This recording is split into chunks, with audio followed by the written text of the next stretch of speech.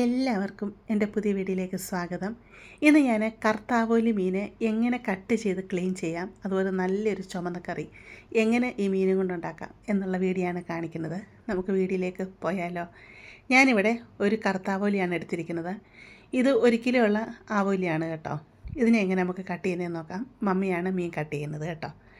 ആദ്യം മീനിൻ്റെ ഈ 2 ചിറക് ഭാഗം ഉണ്ടല്ലോ, തലയുടെ ഭാഗത്തെ ആ 2 സൈഡിലെയും അതങ്ങ് കട്ട് ചെയ്ത് മാറ്റുക. അടുത്തായിട്ട് നമുക്ക് ഈ 2 സൈഡിലെ ചിറകുണ്ടല്ലോ, അത് നമുക്ക് കട്ട് ചെയ്ത് മാറ്റണം. വാലിൻ്റെ അവിടെ നിന്ന് മേലോട്ട് വേണം കട്ട് ചെയ്ത് മാറ്റാനായിട്ട് കേട്ടോ. ഇത് കട്ട് ചെയ്യുന്ന സമയത്ത് മൂർച്ചയുള്ള നല്ല പിച്ചാത്തി എടുക്കുക കേട്ടോ. പിച്ചാത്തിക്ക് മൂർച്ചയില്ലെങ്കിൽ കട്ട് ചെയ്യാൻ ഭയങ്കര ബുദ്ധിമുട്ടായിരിക്കും. എന്നിട്ട് തലയൊക്കെ കട്ട് ചെയ്ത് മാറ്റുന്നുണ്ട്. എന്നിട്ട് നമുക്ക് ഇതിൻ്റെ തൊലി ഇരിച്ചെടുക്കണം. തൊലിക്ക് ഭയങ്കര കട്ടിയാണ് കേട്ടോ. അത് ഇരിച്ചെടുക്കാൻ കുറച്ച് ബുദ്ധിമുട്ട് തന്നെയായിരുന്നു. നാട്ടിൽ കിട്ടുന്ന ആവോലിയുടെ ഈ തൊലി ഇരിച്ചെടുക്കേണ്ട ആവശ്യമില്ല എന്നാണ് മമ്മി പറയുന്നത്. കാരണം ഈ ഗൾഫിൽ ഇതിൻ്റെ തൊലി നിങ്ങൾക്ക് കാണുമ്പോൾ തന്നെ അറിയാമല്ലോ, ഭയങ്കര കട്ടിയുള്ള ഇങ്ങനെ തുണി പോലെ ഇരിക്കും കേട്ടോ. അതുപോലത്തെ കട്ടിയുള്ള തൊലിയാണ് കേട്ടോ. അപ്പോൾ ഒരു സൈഡിൽ നിന്ന് ഇതുപോലെ ഇരിച്ചെടുക്കുക. അപ്പോൾ നമ്മുടെ കയ്യിൽ നഖം ഉണ്ടെങ്കിൽ ഇരിച്ചെടുക്കാൻ ഭയങ്കര എളുപ്പമാണ്. അതുപോലെ നിങ്ങൾ നല്ല കോട്ടൻ്റെ തുണി ഉണ്ടെങ്കിൽ ആ തുണി വെച്ച് പിടിച്ചിട്ട് വേണം ഇത് ഇരിച്ചെടുക്കാനായിട്ട് കേട്ടോ. അന്നേരം എളുപ്പം ഇരിച്ചെടുക്കാനായിട്ട് പറ്റും. 2 സൈഡിലെയും തൊലി ഇതുപോലെ ഇരിച്ചെടുത്തിട്ടുണ്ട്. ചെറിയ ആവോലിയ നാട്ടിലൊക്കെ ഉള്ളവരത് മേടിക്കുന്നതെന്നുണ്ടെങ്കിൽ ഇതിൻ്റെ തൊലി ഇരിച്ചെടുക്കേണ്ട ആവശ്യമില്ല. നല്ലതായിട്ട് ഇതിനെ അങ്ങ് ചെതുമ്പി എടുത്താൽ മതി കേട്ടോ. അടുത്തായിട്ട് വയറിൻ്റെ അകത്ത് വേസ്റ്റ് കളയണം. വയറിൻ്റെ ഭാഗം ഒന്ന് കട്ട് ചെയ്തെടുക്കുക. എന്നിട്ട് അതിൽ വേസ്റ്റ്, അതിൽ മുട്ടയുണ്ട് കേട്ടോ, അതെടുത്ത് മാറ്റി വെക്കുക. എന്നിട്ട് വേസ്റ്റ് എല്ലാം ഇതുപോലെ കളഞ്ഞിട്ടുണ്ട്. നല്ല ക്ലീനായിട്ട് വയറിൻ്റെ ഭാഗം കിട്ടിയിട്ടുണ്ട്. എന്നിട്ട് ഈ മീനെ 2 ഭാഗമായിട്ട് കട്ട് ചെയ്തെടുക്കുന്നുണ്ട്. എന്നിട്ട് ചെറിയ ചെറിയ പീസുകളായിട്ട് നമുക്ക് ഈ മീനെ കട്ട് ചെയ്തെടുക്കാം. ഇതിനെ കട്ട് ചെയ്തെടുക്കാൻ വളരെ എളുപ്പമാണ് കേട്ടോ. ഇതിൻ്റെ മുള്ളും തലയൊക്കെ ഭയങ്കര സോഫ്റ്റാണ് കേട്ടോ. അവിടെ കട്ട് ചെയ്തെടുക്കാൻ തന്നെ വളരെ എളുപ്പമാണ്. മുമ്പ് പറഞ്ഞ പോലെ നല്ല പിച്ചാത്തിയാണെങ്കിൽ കട്ട് ചെയ്തെടുക്കാൻ വളരെ എളുപ്പമാണ്. അതുപോലെ വയറിൻ്റെ ഈ ഭാഗത്ത് ഒരു കറുത്ത അഴുക്ക് പോലെ കാണും, അത് എടുത്ത് മാറ്റണം അങ്ങ് കേട്ടോ. കറി പീസായിട്ട് നമുക്ക് ഏത് രീതി വേണം ആ രീതി നമുക്ക് മീൻ കട്ട് ചെയ്തെടുക്കാം. അതെല്ലാം നിങ്ങൾക്ക് വറുക്കാനുള്ള പീസുകളാണെങ്കിൽ ആ രീതിയിൽ മീനെ കട്ട് ചെയ്തെടുക്കാം കേട്ടോ. അങ്ങനെ മീനിൻ്റെ കഷ്ണങ്ങളെല്ലാം ഇവിടെ കട്ട് ചെയ്തെടുത്തുകൊണ്ട് വരാം.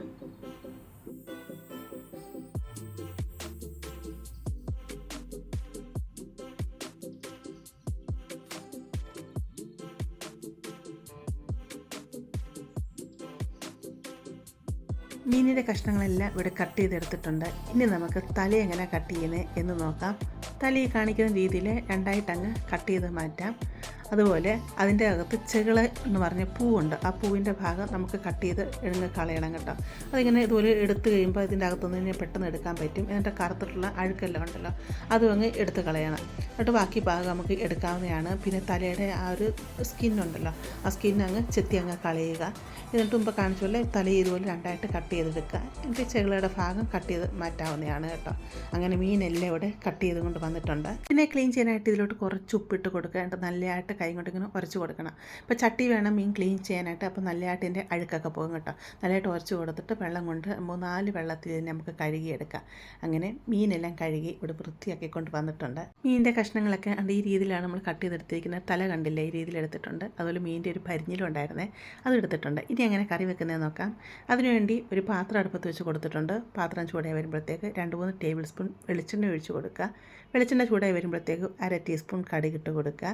ഇവിടെ ഞാൻ കുറച്ച് വെളുത്തുള്ളി എടുത്തിട്ടുണ്ട്. അതുപോലെ ചെറിയൊരു കഷ്ണം ഇഞ്ചി, 5-6 കൊച്ചുള്ളി, ഇത്രയും ഇതുപോലെ അരിഞ്ഞെടുത്തിട്ടുണ്ട്.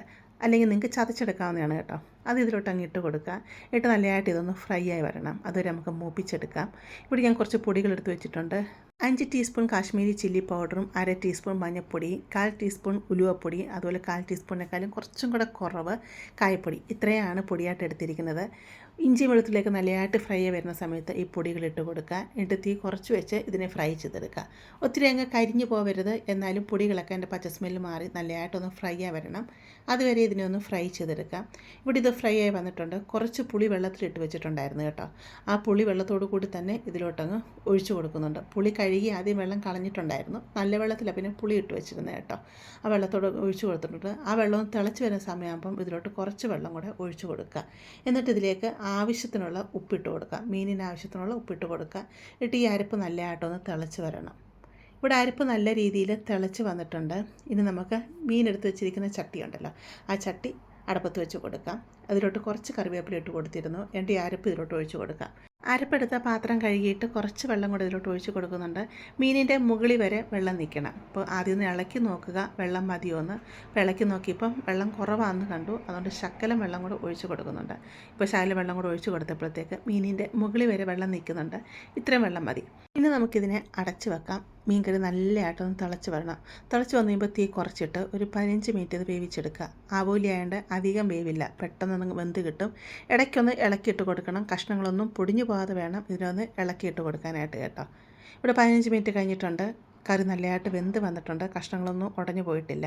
ചാറൊക്കെ വറ്റി വന്നിട്ടുണ്ട്. തീ ഞാൻ ഓഫ് ചെയ്ത് കേട്ടോ.